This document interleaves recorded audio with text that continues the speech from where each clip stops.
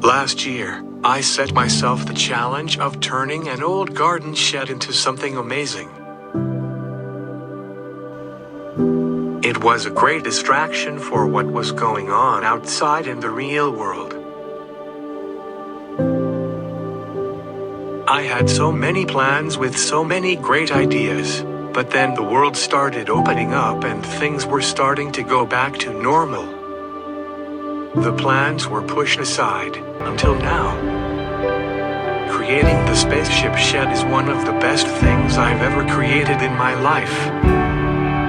1 year later and it's finished. And here it is.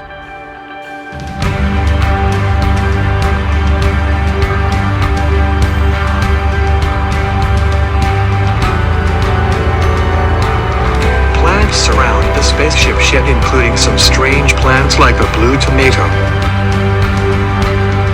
The spaceship shed also generates its own water from the rain and is used to water the plants.